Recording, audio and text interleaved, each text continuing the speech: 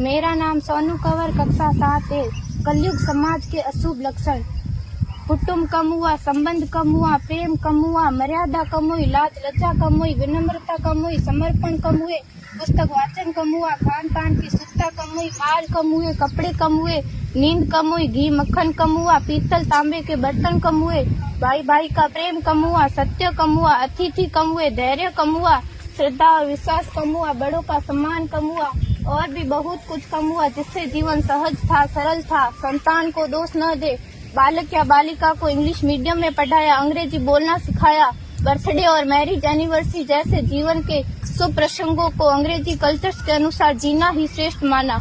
माता पिता को मम्मी डैड कहना सिखाया। जब अंग्रेजी कल्चर से परिपूर्ण बालक या बालिका बड़ा होकर आपको समय नहीं देता, आपकी भावनाओं को नहीं समझता, आपको तुच्छ मानकर आपसे जुबान लड़ाता, जब आपको बच्चे में कोई संस्कार नजर नहीं आता, तब घर के वातावरण को गंभीर किए बिना, संतान को दोष दिए बिना एकांत में जाकर रो लीजिएगा, क्योंकि पुत्र या पुत्री की पहली वर्षगांठ से ही भारतीय संस्कारों के बजाय, मंदिर जाने के बजाय केक कैसे काटा जाता है, यह सिखाने वाले आप और अम्मी है। जब बच्चा पहली बार घर से बाहर निकलता है तो प्रणाम और आशीर्वाद के बदले बाय बाय कहना सिखाने वाले आप और अम्मी है। हम परीक्षा देने जाते समय इष्ट देव बड़ों के पैर छूने के बदले बेस्ट ऑफ लक कहकर परीक्षा भवन तक छोड़ने वाले आप और अम्मी है।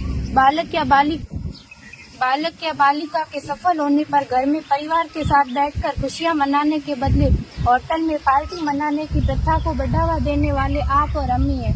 बालक या बालिका के विवाह के पश्चात कुल देवता देव दर्शन भेजने से पहले हनीमून के लिए फॉरेन टूरिस्ट स्पॉट भेजने की तैयारी करने वाले आप और अम्मी है। ऐसी कई ढेर सारी अंग्रेजी कल्चर्स को हमने जाने अनजाने स्वीकार कर दिया है। अब तो बड़े बुजुर्गों के पैर छूने में भी शर्म आती है। गलती किसकी? मात्र आपके माता और पिता की।